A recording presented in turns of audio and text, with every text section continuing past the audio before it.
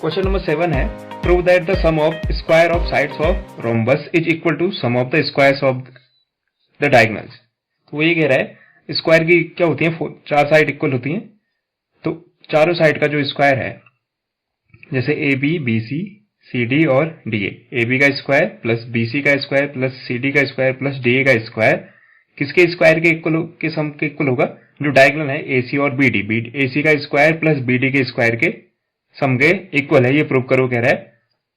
तो ये हमको रोम्बस गिवन है, हम एज्यूम कर लेते हैं रोम्बस एबीसीडी और उसके diagonal A C and B D. Late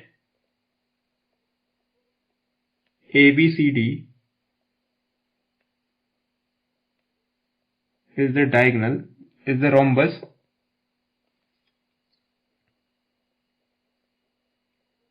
and AC and BD are diagonals.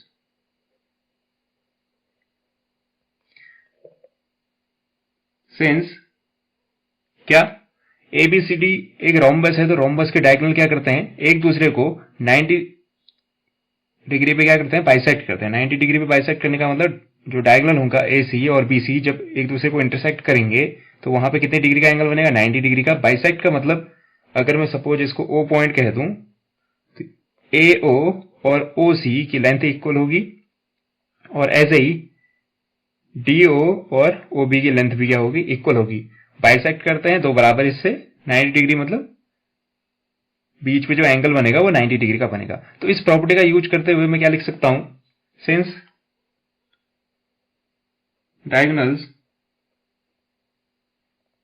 Diagonals of rhombus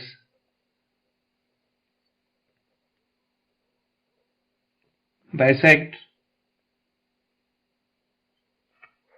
each other at 90 degree. 90 degree पे बाइसेक्ट करते हैं तो एंगल COD, एंगल AOD और एंगल AOB ऐसे BOC चारों के चारों क्या होंगे, 90 डिग्री के होंगे। तो एंगल मैं इनको लिख सकता हूं, angle AOB is equal to angle BOC is equal to angle COD is equal to angle DOA।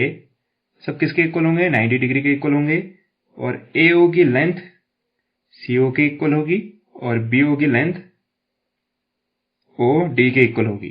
AO की लेंथ OC के और DO की लेंथ OB के इक्वल होगी। क्यों इक्वल होगी, क्योंकि बाइसेक्ट करते हैं, ये जो टर्म यूज हुआ बाइसेक्ट करते हैं डायगोनल, इस वजह से ही हुआ। अब मैं क्लियरली देख सकता हूं कोई भी अगर मैं छोटा ट्रायंगल लूं वो एक्चुअल में क्या होगा, राइट एंगल ट्रायंगल होगा। क्यों, क्योंकि एंगल तो 90 डिग्री के हैं, तो 90 डिग्री वाला ट्रायंगल क्या होता है, राइट एंगल ट्रायंगल। तो किसी भी एक ट्रायंगल को ले सकता हूं, सपोज मैं AOB को लेता हूं। लेट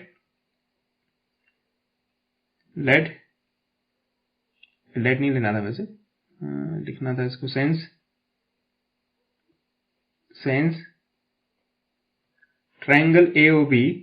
अब इस कंडीशन पे triangle AOB is a right angle triangle. Triangle AOB क्या है, राइट एंगल्ड ट्रायंगल है।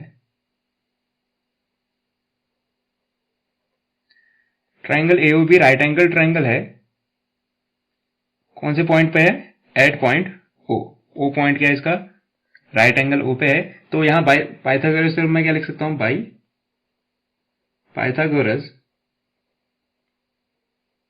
थ्योरम मैं लिख सकता हूं 90 डिग्री अगर O पे है तो 90 डिग्री के सामने वाली लाइन जो होती है, 90 डिग्री के सामने वाली साइड AB क्या होगी, हाइपोटेन्यूज होगी। तो हाइपोटेन्यूज का स्क्वायर इक्वल टू परपेंडिकुलर और बेस, कोई भी इंटरचेंजेबल होती हैं ये, तो परपेंडिकुलर का स्क्वायर प्लस बेस का स्क्वायर के इक्वल होगी।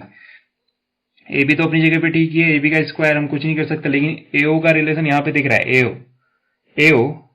AO जो है उसका AC के साथ क्या रिलेशन है, अगर देखा जाए AO और AC का रिलेशन मुझे दिख रहा है, AO क्या है, AC की हाफ है। क्यों होगी, क्योंकि AC को बाइसेक्ट करके क्या बनते हैं, AO और OC बनते हैं। अगर ये सपोज 10 था तो ये क्या है 5 और 5, तो मैं 5 को क्या लिख सकता हूं, 10 का हाफ। तो अगर ये 5 है तो इसको क्या लिखा जा सकता है, 10 का हाफ। 10 क्या था, AC का हाफ, तो इसका भी क्या हो जाएगा, स्क्वायर। सिमिलर केस में OB को लिखा जा सकता है BD का half. Half of B D, तो उसका क्या हो जाएगा, स्क्वायर हो जाएगा। गुड, स्क्वायर कर दिया हमने। अब ओपन करने पे, इसको स्क्वायर ओपन करने पे ये बन जाएगा ए बी का square equal to A C का स्क्वायर इंडिविजुअल, और नीचे 2 का स्क्वायर बन गया 4, सेम बी डी का स्क्वायर अपॉन 2 का स्क्वायर बन गया अगेन 4।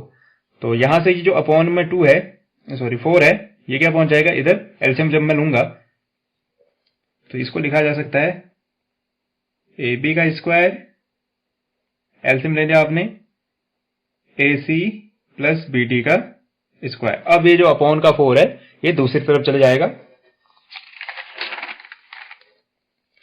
तो मैं इसको लिख सकता हूं, दूसरी तरफ क्या था, ए बी का स्क्वायर, वो 4 इधर आया तो क्या बना दिया, multiply by 4 is equal to, वहां क्या बचा था, ए सी का स्क्वायर प्लस बी टी का स्क्वायर, दोनों क्या थे, डायगोनल्स बचे हुए थे यहां। तो क्लियरली मुझे क्या दिख रहा है, 4 ए बी का स्क्वायर इक्वल टू ये, ठीक है। तो इसको मैं क्या कह सकता हूं, इसको मैं कह सकता हूं इक्वेशन फर्स्ट, इसको इक्वेशन फर्स्ट कह सकता हूं। अगेन मुझे क्या करना पड़ेगा, किसी एक राइट एंगल ट्रायंगल को लेना पड़ेगा, लेकिन बार बार लेने की जरूरत नहीं है, मैं लिख सकता हूं सिमिलरली क्या, 4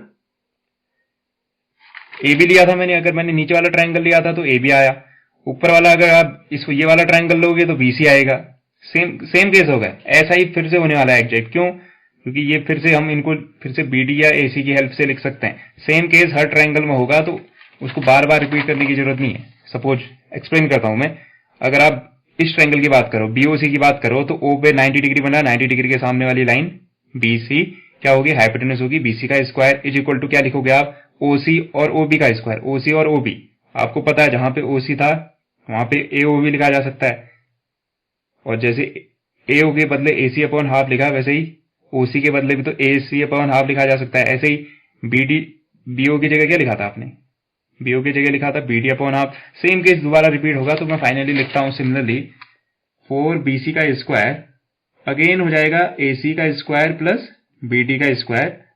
सेम ऐसे ही चारों साइड्स के साथ होगा, बीसी सीडी के साथ भी होगा और 4 डी के साथ भी होगा। इन सब का रिजल्ट सेम बनेगा सिमिलर केस से, एसी का स्क्वायर प्लस बीटी का स्क्वायर, एसी का स्क्वायर प्लस बीटी के स्क्वायर के। तो इन सबको मैं इक्वेशन 1, इक्वेशन 2, इक्वेशन 3, इक्वेशन 4 कह देता हूं। मैं इसे लिख सकता हूं इक्वेशन 3rd एंड 4th। तो सारी equation 1st, 2nd and 3rd and 4th से मैं क्या लिख सकता हूं, अगर इन सारी इक्वेशन को मैं ऐड कर दूं, एडिंग इक्वेशन 1, 2, 3 एंड 4, इन सारी इक्वेशंस को अगर मैं ऐड कर दूं तो इधर क्या ऐड हो जाएगा, 4 ए बी का स्क्वायर प्लस 4 बी सी का स्क्वायर प्लस 4 सी डी का स्क्वायर प्लस 4 डी का स्क्वायर इज इक्वल टू, यहां A C square plus B D square कितनी बार ऐड हो जाएगा, 1 2 3 4 टाइम्स। तो मैं इसको क्या ऐसा लिख सकता हूं, 4 ए सी का स्क्वायर और बी डी का स्क्वायर। एक बार ये कितने टाइम्स है, 4 टाइम्स, तो 4 ही है। और यहां से मैं क्या ले सकता हूं, 4 कॉमन ले सकता हूं, तो बनेगा 4 ए बी का स्क्वायर प्लस बी सी का स्क्वायर प्लस सी डी का स्क्वायर प्लस डी ए का स्क्वायर। किसके इक्वल आए, 4 A C square plus B D square के।